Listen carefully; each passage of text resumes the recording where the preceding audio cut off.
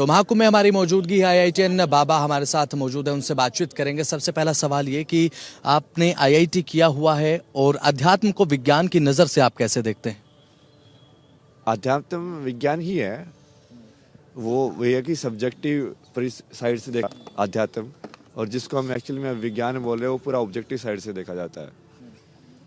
बात अगर की जाए अध्यात्म को लेकर, जैसा कि आपने विज्ञान को बखूबी पढ़ा है, तो आने वाले समय में क्या विज्ञान अध्यात्म को प्रूफ कर सकता है?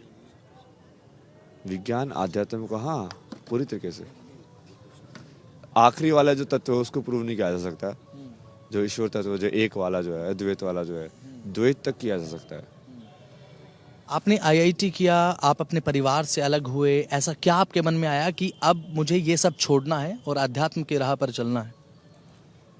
नहीं, ऐसा कुछ नहीं था। वो कंटिन्यूस एक जर्नी थी क्वेश्चन को सर्च करने की, जैसे फिलोसफी का कोर्स करना, बहुत सारी ऐसी चीज़ें हुई। मैं डिज़ाइन में भी कोर्सेज करता था, तो उसमें भी कहीं ना कहीं वो आता था। जैसे मैंने between falling and flying, it's about your resistance to it.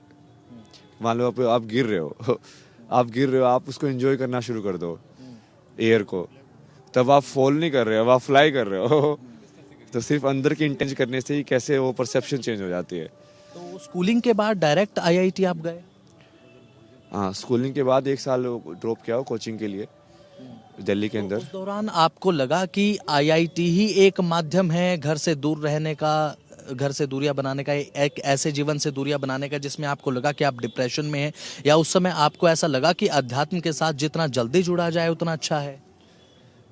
हाँ, मतलब वही तो सही है। आईआईटी उस टाइम पे ऐसा लगा कि हाँ ये बढ़िया चीज़ है। जैसे 11th में मुझे समझ में आया कि हाँ आईआईटी क्या होती है सब।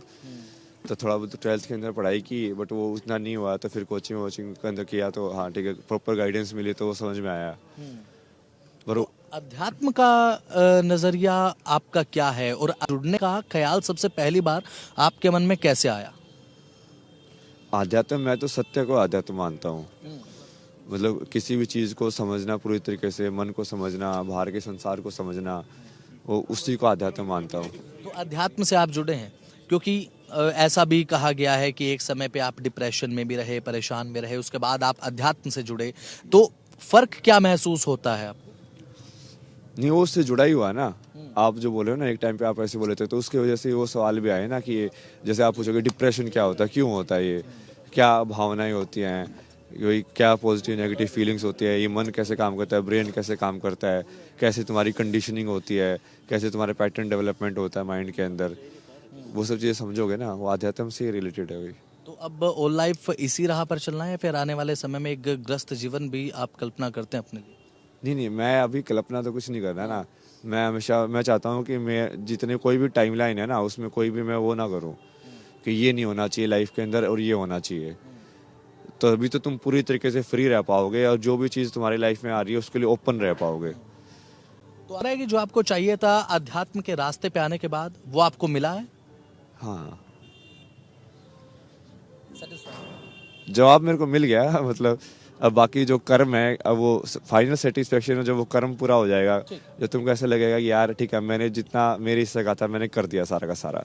चलिए ठीक है, बहुत बहुत शुक्रिया समय देने के लिए। तो ये थे आईआईटीएन बॉम्बे बाबा, और साथ ही जिन्होंने महाकुंभ के इस अवसर को लेकर आस्था को भी डिफाइन किया विज्ञान की नज़र से कि आस्था और विज्ञान में क्या आपस में संबंध है और इनके विचार आस्था और विज्ञान को लेकर क्या है। वीडियो जर्नलिस्ट लक्ष्मण मिश्रा के साथ मैं बसंत शर्मा, जनतंत्र टीवी, प्रयागराज, महाकुंभ।